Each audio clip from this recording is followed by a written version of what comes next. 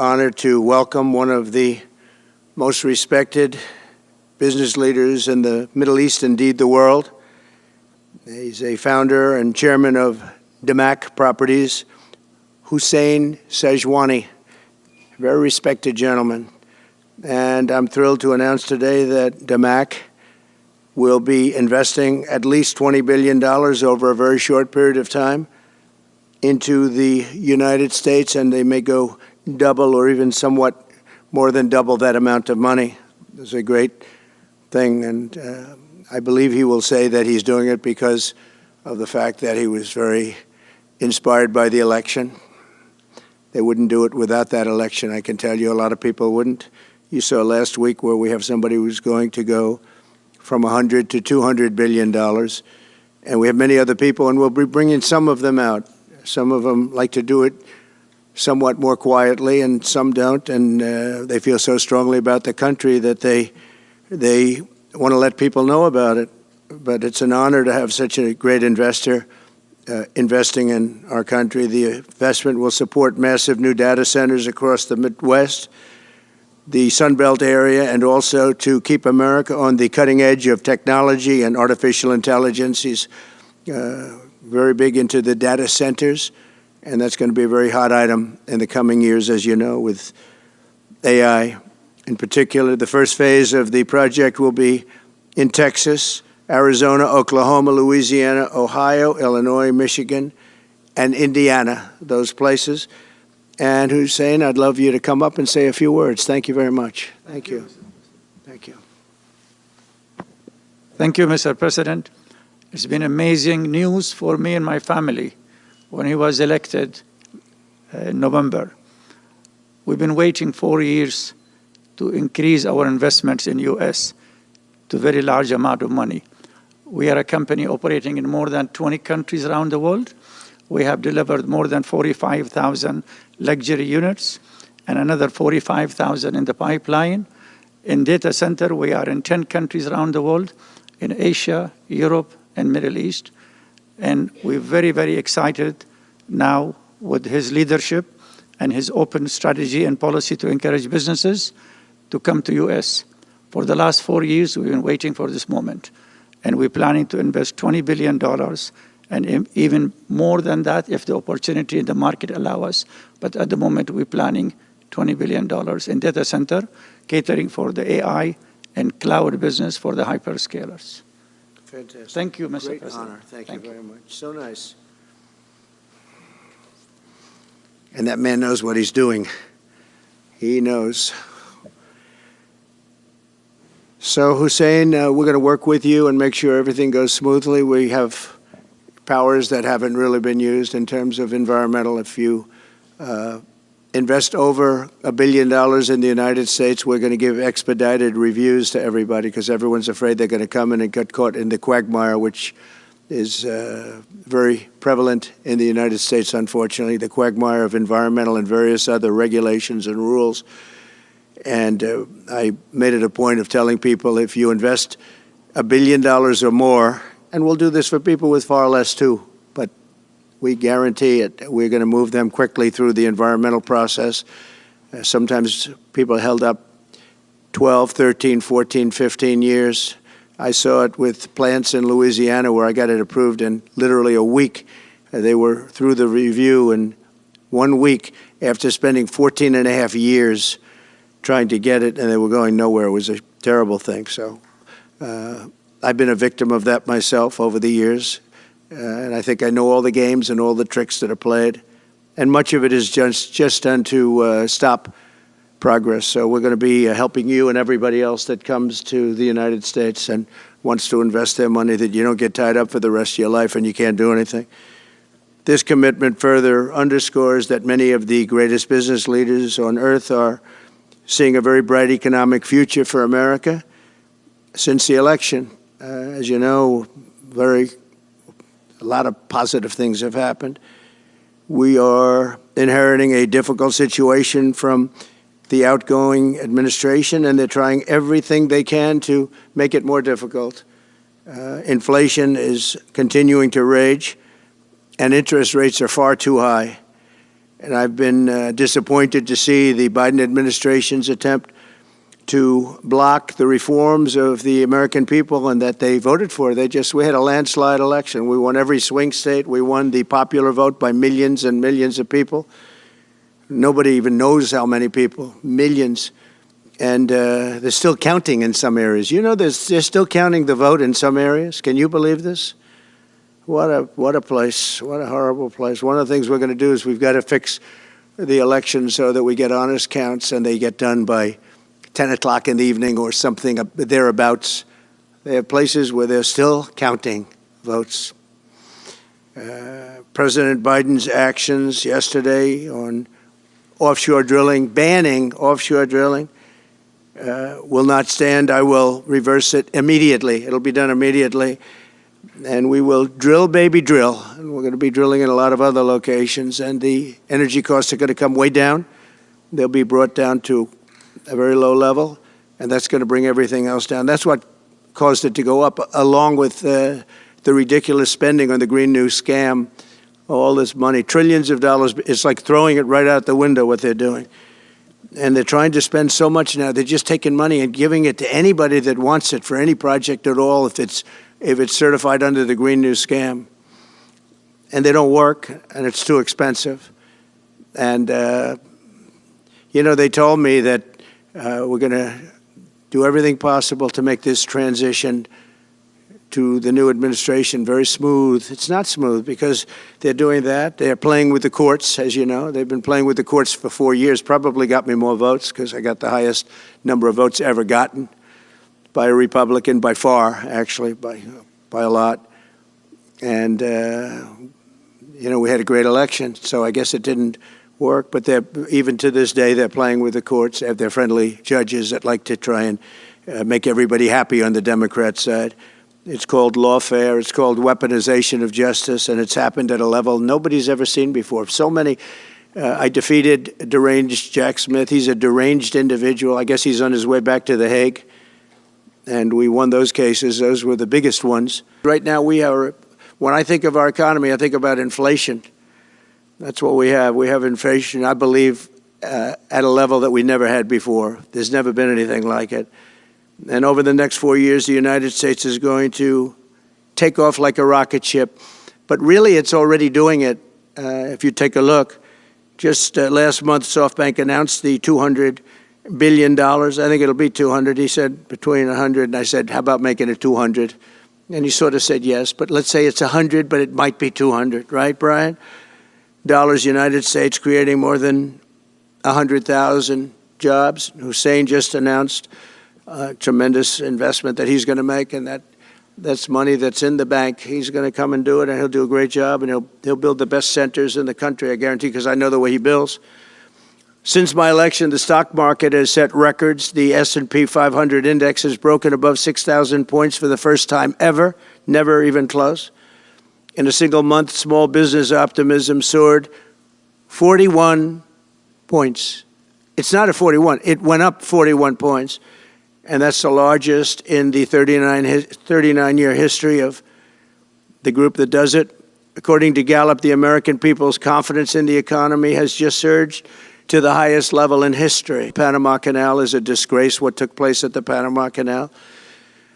Jimmy Carter gave it to them for $1, and they were supposed to treat us well. I thought it was a terrible thing to do. You know, it was the most expensive structure ever built in the history of our country, relatively. It would be the equivalent of substantially over $1 trillion today. We lost 38,000 people. Think of it, 38,000 people, they died from malaria, mosquitoes. They were unable to stop the mosquitoes. They paid people 5 times more to take the job. Many of those people died. We gave it away for $1. But the deal was that, you know, they have to treat us fairly. They don't treat us fairly. They charge more for our ships than they charge for ships of other countries. They charge more for our Navy than they charge for navies of other countries. They laugh at us because they think we're stupid, but we're not stupid anymore. So the Panama Canal is under discussion with them right now. They violated every aspect of the agreement, and they've morally violated it also.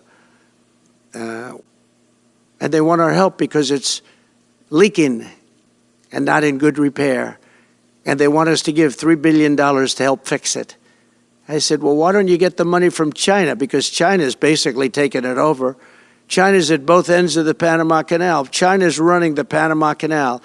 And they come to see this Biden, this guy who should never have been allowed even to run for president. Of course, she shouldn't have either, because that never happened. I had to be two people, not one.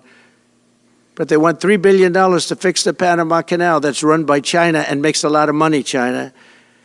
One of the most profitable structures ever built, because you have ships lined up back to Florida, frankly, and they just keep going through, and the numbers are staggering, $500,000 to $1 million a ship. And they took it away from us, meaning we gave it to them for $1. But not going to happen. What they've done to us, they've charged us, they've overcharged our ships, overcharged our Navy. And then when they need repair money, they come to the United States to put it up. We get nothing. Those days are over, and we were just getting started. We'll impose new tariffs so that the products on our stores will once again be stamped with those beautiful words, made in the USA. And we are not treated well, as you know, by Canada. Canada is subsidized to the tune of about $200 billion a year, plus other things. They don't essentially have a military. They have a very small military. They rely on our military. It's all fine, but, you know, they got to pay for that. It's very unfair. I have so many great friends. One of them is the great one, Wayne Gretzky. I said, run for prime minister. You'll win it'll take 2 seconds. But he said, well, am I going to run for prime minister or governor? You tell me. I said, I don't know. Let's make it governor. I like it better. But no, something's going to have to be done. Same thing with Mexico. We have a massive deficit with Mexico, and we help Mexico a lot. They're essentially run by the cartels, and can't let that happen. Mexico's really in trouble, a lot of trouble. Very dangerous place. And we're going to be announcing at a future date pretty soon. We're going to change, because we do most of the work there, and it's ours. We're going to be changing, sort of the opposite of Biden, where he's closing everything up, essentially getting rid of $50 to $60 trillion worth of assets. We're going to be changing the name of the Gulf of Mexico to the Gulf of America, which has a beautiful ring that covers a lot of territory. The Gulf of America, what a beautiful name. And it's appropriate. It's appropriate. And Mexico has to stop allowing millions of people to pour into our country. They can stop them.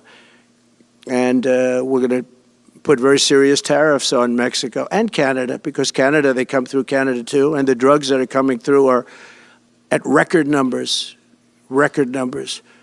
So we're going to make up for that by putting tariffs on Mexico and Canada, substantial tariffs. And we want to get along with everybody, but, you know, they have to, it takes two to tango. Many years, long before Putin said you could never have NATO involved with Ukraine. Now, they've said that. That's been, like, written in stone. And somewhere along the line, Biden said, no, they should be able to join NATO. Well, then Russia has somebody right on their doorstep, and I could understand their feeling about that. But there were a lot of mistakes made in that negotiation. And when I heard the way that Biden was negotiating, I said, you're going to end up in a war. And it turned out to be a very bad war. And it could escalate. That war could escalate to be much worse than it is right now. They can never join NATO. Well, my view is that it was always understood. In fact, I believe that they had a deal, and then Biden broke it. They had a deal, which would have been a satisfactory deal to Ukraine and everybody else, but that Biden said, no, you have to be able to join NATO.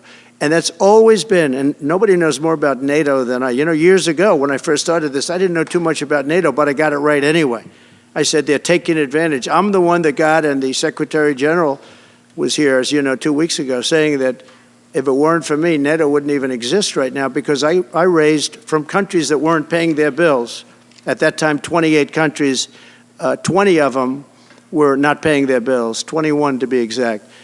They weren't paying, or they were paying a very small portion.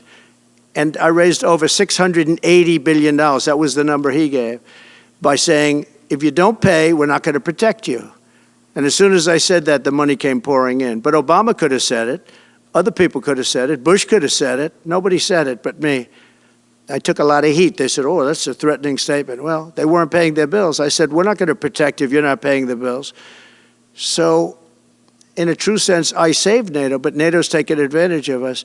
And one of the problems that I have, and I've said it openly, I said it to President Zelensky, Europe is in for a tiny fraction of the money that we're in. Now, whether you like that situation or not, Europe is much more affected than the United States. We have a thing called the ocean in between us, right? Why are we in for billions and billions of dollars more money than Europe? And you know, they're a similar size, a little smaller, but they're a similar size economy as the United States when you add them up. And yet Europe is in for a small fraction of the number the United States is in. Now, Biden could have called them up during the term. That's what I did. I said, you have to pay your bills. And they all, one stood up. I won't say who. You'll probably have it because the papers, the media hated to report on it. But a prime minister stood up from a country, you know, a famous meeting of 28 nations with no press, no anybody in the room. He stood up. He says, does that mean if we don't pay our bill, and at that point it was 2%, it should be 5%. It should be 5%, not 2%. But at that point it was 2%, but many people didn't pay. Some people didn't pay anything. But many people were way, including Germany. Germany was at less than 1%. You're going to press for 5%? Well, I think NATO should have 5%, yeah. Well, you can't do it at 2%. I mean, at 2%, every country, if you're going to have a country in a regular military, you're at 4%. I think they should be, you know, they're in dangerous territory. I think it should be, they can all afford it, but they should be at 5%, not 2%. I'm the one that got them to pay 2%. But a gentleman stood up, a prime minister stood up, and he said to me, sir, could I ask you a question? You're saying we have to pay our bills. If we don't pay our bills, will the United States protect us from Russia?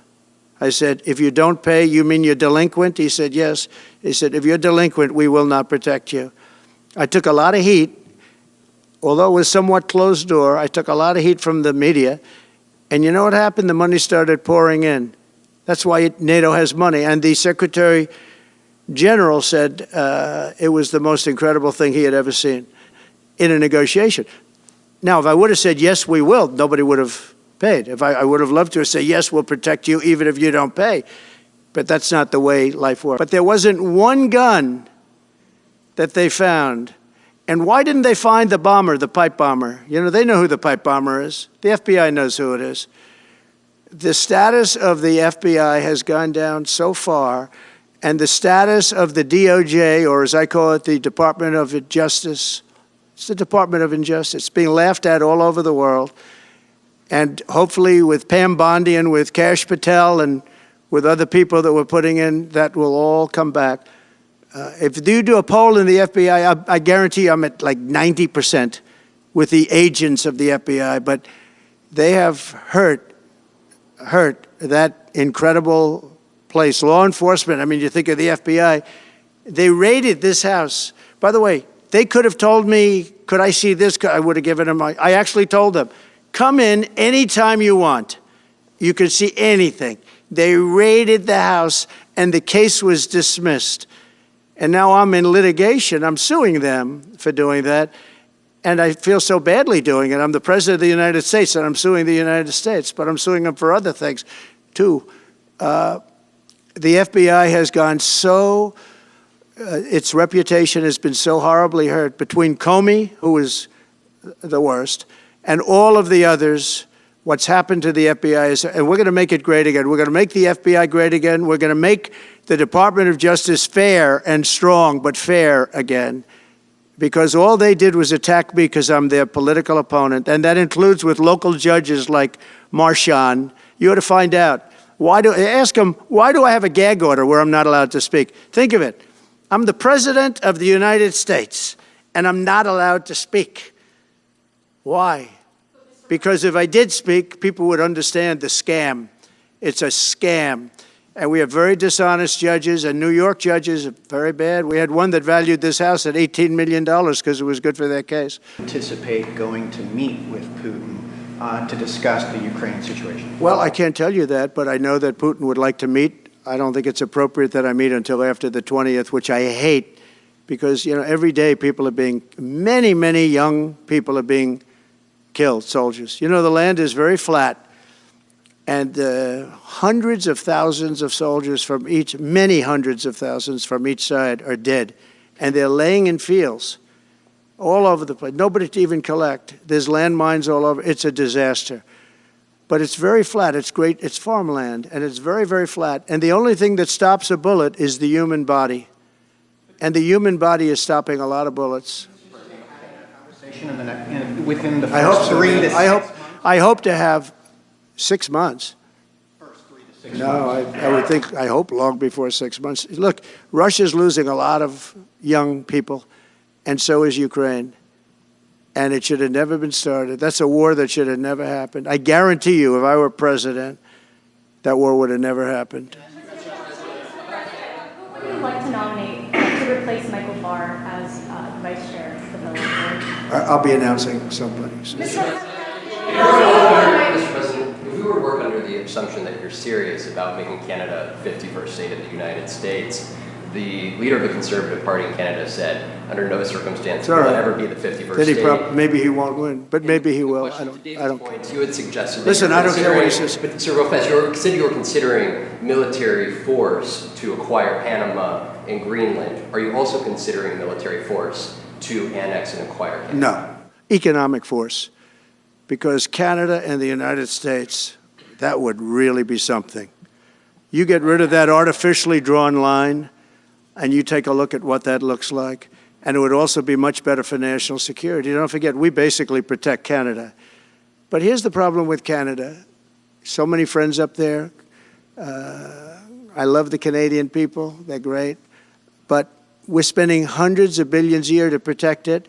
We're spending hundreds of billions a year to take care of Canada. We lose in trade deficits. We're losing massive. We don't need their cars. You know, they make 20% of our cars. We don't need that. I'd rather make them in Detroit. We don't need the cars. We don't need their lumber. We have massive fields of lumber. We don't need their lumber. We have to unrestrict them because stupid people put, you know, restrictions on, but I can do that with an executive order. We don't need anything they have. We don't need their dairy products. We have more than they have. We don't need anything. So why are we losing $200 billion a year and more to protect Canada?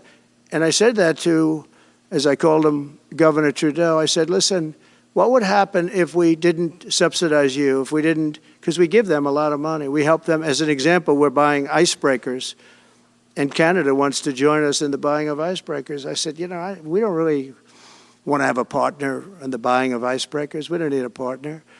But no right. Nope, no right. Here's what we have. We have a right not to help them with their financial difficulties because we owe $36 trillion too. We're going to start knocking it out pretty fast, but we're going to be able to do it because of energy and other things. But no right. No right. But why are we supporting a country, $200 billion plus a year? Our military is at their disposal. All of these other things, they should be a state. That's why I told Trudeau when he came down, I said, what would happen if we didn't do it? He said Canada would dissolve. Canada wouldn't be able to function if we didn't take their 20% of our car market. You know, they send us hundreds of thousands of cars. They make a lot of money with that. They send us a lot of other things that we don't need. We don't need their cars, and we don't need the other products. We don't need their milk. We got a lot of milk. We got a lot of everything, and we don't need any of it. So I said to him, well, why are we doing it? He said, I don't really know. He was unable to answer the question, but I can answer it. We're doing it because of habit, and we're doing it because we like our neighbors, and we've been good neighbors, but we can't do it forever, and it's a tremendous amount of money. And why should we have a $200 billion deficit and add on to that many, many other things that we give them in terms of subsidy? And I said, that's okay to have if you're a state. But if you're another country, we don't want to have it. We're not going to have it with European Union either. European Union, we have a trade deficit of $350 billion. They don't take our cars. They don't take our farm product. They don't take anything. And so we're not going to have it with them either.